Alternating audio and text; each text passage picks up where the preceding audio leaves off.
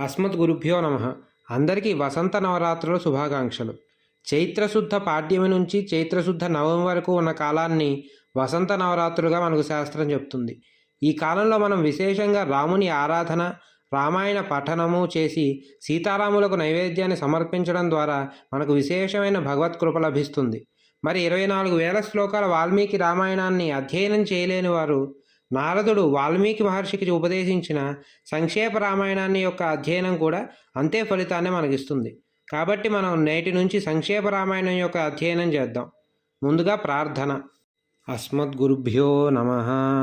శుక్లాంబరధరం విష్ణుం శశివర్ణం చతుర్భుజం ప్రసన్నవదనం ధ్యాయేత్ సర్వవిఘ్నోపశాంతయే.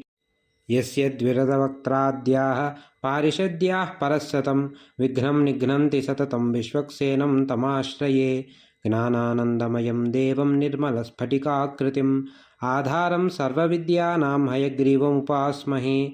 కూజంతం రామ రామేతి మధురం మధురాక్షరం ఆరుహ్య కవితాశాఖాం వందే వాల్మీకికోకిలం. గోష్పదీకృతవారాసింహసకీకృతరాక్షసం రామాయణ మహామాలా రత్నం వందే నీలాత్మజం. వేదవేద్యే పరే పుంసి జాతే దశరథాత్మజే వేదః ప్రాచేతసాదాసీత్ సాక్షాద్ రామాయణాత్మనా. యః కర్ణాంజలిసంపుటైరహరః సమ్యక్ పిబత్యాదరాత్ వాల్మీకిర్వదనారవిందగళితం రామాయణాఖ్యం మధు. జన్మవ్యాధిజరావిపత్తిమరణైః అత్యంతసోపద్రవం సంసారం సవిహాయ గచ్చతి పుమాన్ విష్ణోః పదం శాశ్వతం. శ్రీరాఘవం దశరథాత్మజమప్రమేయం సీతాపతిం రఘుకులాన్వయరత్నదీపం ఆజానుబాహుమరవిందదళాయతాక్షం రామం నిశాచర వినాశకరం నమామి.